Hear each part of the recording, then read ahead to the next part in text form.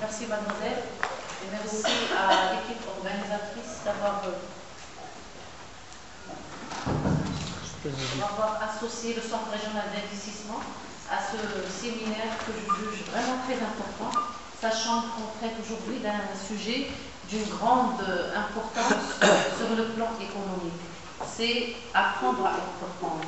Aujourd'hui, de par notre vécu et le quotidien, il y a beaucoup d'entreprises qui se créent, mais peu résistent et peu restent au bout de la première année.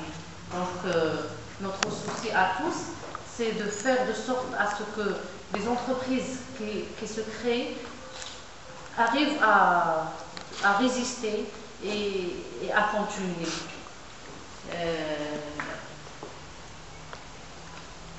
Nous avons avec nous aujourd'hui, pour débattre de ce sujet intéressant,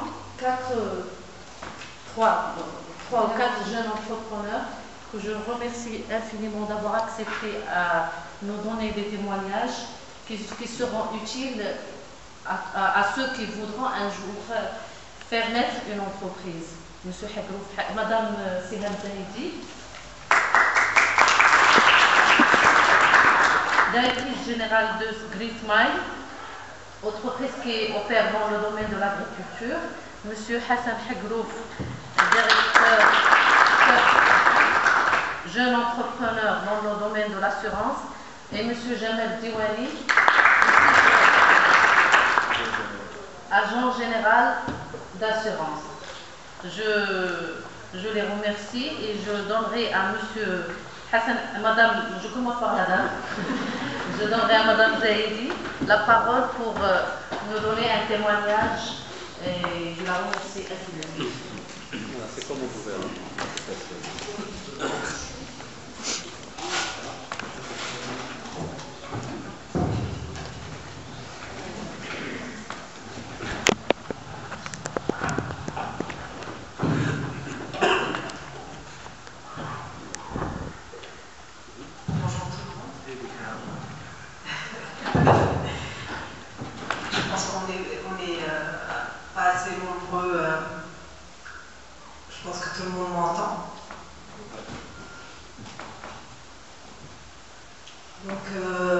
Je suis là aujourd'hui pour témoigner un petit peu de mon expérience dans le domaine de l'entreprise. Le sujet d'aujourd'hui, c'est apprendre à entreprendre. Donc, moi, ce que je vais poser comme question dès maintenant, c'est peut-on réellement apprendre à entreprendre? Qui pense que oui? Je pense que vous avez été assez généreux et courageux pour venir. Je pense que vous pouvez être assez spontané pour répondre très facilement à cette question. Est-ce que vous pensez qu'on peut apprendre à entreprendre? Levez la main, ceux qui pensent que oui. Ceux qui pensent rien, ne levez pas la main. Ben, c'est encourageant. On va partir du principe que oui, effectivement, on peut apprendre à entreprendre. Sinon, je pense que ce serait une vision assez négative d'une chose très intéressante et une chose essentielle à l'économie qui est à la fois l'entreprise et aussi au niveau individuel, le fait qu'une personne pense à prendre en charge un projet, une idée et à la concrétiser dans sa vie, que ce soit personnelle ou professionnelle. Parce que pour définir ce qu'est une entreprise, c'est pas simplement une structure, c'est pas juste, c'est pas sharika, c'est pas ça. Une entreprise, c'est une action, c'est penser faire quelque chose et la faire réellement. C'est pas garder des idées dans sa tête et les garder et les ruminer dans sa tête. C'est les mettre en action. C'est ça, une entreprise. Et dans le domaine professionnel, ça, effectivement, on parle d'entreprise, c'est un mot formel qui considère que l'entreprise est une structure organisée qui emploie des personnes et des biens pour créer de la valeur. Et dans mon cas à moi, Je suis actuellement en association avec une autre personne et nous sommes à la tête d'une entreprise qui opère dans le conseil en agriculture. Projet personnel et projet professionnel est une étape très importante de la création d'une entreprise. Alors ça, je ne suis pas tout à fait d'accord. Je vous donnerai la parole tout de suite. Tout le monde sait faire n'importe quoi. Non. Tout le monde peut entreprendre, mais pas tout le monde qui peut faire n'importe quoi.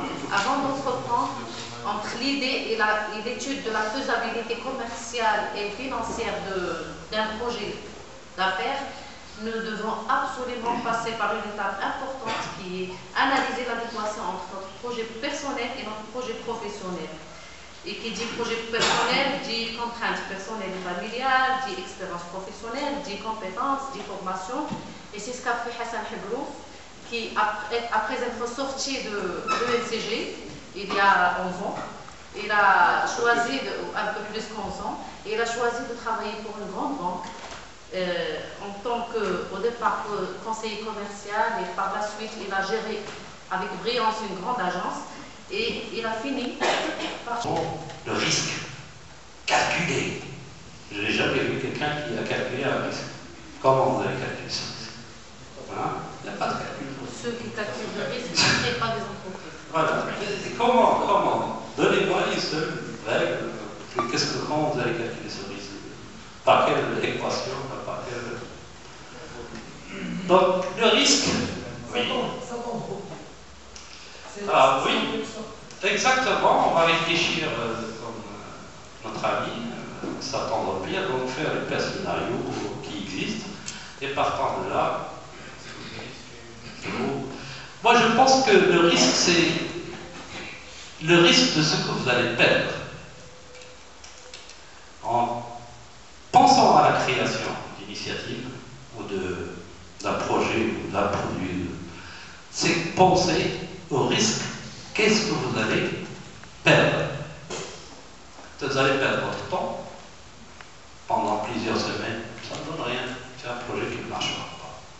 Peut-être que vous allez perdre votre estime des autres, parce que vous allez chercher les besoins des clients, vous allez contacter, vous allez être déçu parfois par des personnes que vous estimez être coopératives, etc. Vous pouvez également perdre votre confiance en soi, parce que vous allez être déçu, parce que vous allez être confronté à des obstacles. Donc, est-ce que vous êtes prêt à subir ces pertes? Est-ce que vous êtes capable, sur le plan psychologique, sur le plan comportemental, à assumer ces pertes et dire oui, j'y vais parce que j'y crois, même s'ils diront non, même s'ils me traiteront de choses que je n'aimerais pas entendre, en tout cas, etc. C'est là le grand risque qu'il faut absolument que vous maîtrisiez. Il y a la deuxième option aujourd'hui que je suis de plus en plus, assez rapidement, convaincu qu'il doit avoir un peu plus de résultats, parce qu'on en parle depuis des années sur la sensibilisation à l'entrepreneuriat. Mais dans la réalité, on va trouver qu'il y a très peu d'entreprises qui sont... C'est-à-dire que pour entreprendre, si on va entreprendre dans une téléboutique, juste à côté d'une autre téléboutique, je ne vois pas l'intérêt. C'est ce que je veux dire. Je ne sais pas si vous... J'ai mis passionné et aimer travailler. C'est-à-dire que quelqu'un qui se réveille le matin avec le punch, il est bien parti. Quelqu'un qui a du mal à se réveiller le matin... Il se réveille au lunch. À défaut du punch, c'est le lunch. C'est quelqu'un qui aime le risque. Et pour revenir à la remarque de tout à l'heure, d'évaluer le risque, c'est quelqu'un qui n'aime pas trop évaluer le risque, quelqu'un qui aime le risque. C'est différent. C'est quelqu'un qui a de l'assurance, qui est tenace, qui sait composer. Ça veut dire quoi, savoir composer dans un environnement comme le nôtre? Ça veut dire que face à un imprévu, face à l'administration, face à un gros problème, il va trouver une solution. C'est un peu un MacGyver, entre guillemets. C'est quelqu'un d'autonome et de sociable. Ça veut dire qu'il peut gérer une équipe même s'il n'en a pas. Et sociable dans le sens où il y a deux choses. Ça veut dire que c'est quelqu'un qui ne va pas rester enfermé sur lui-même, qui va aller vers les autres. Ça veut dire qu'il va aller démarcher ses clients, il va aller vers les clients, il ne va pas créer son projet et rester tout seul. Et je peux vous dire que c'est très difficile.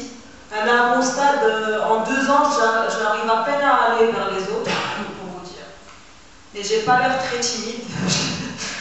Et c'est quelqu'un qui se questionne et qui a un sens de l'écoute. Donc là, ça paraît un peu exagéré, mais tout ça, c'est pas inné. Pour revenir à ce qu'on a dit tout à l'heure du football, c'est inné.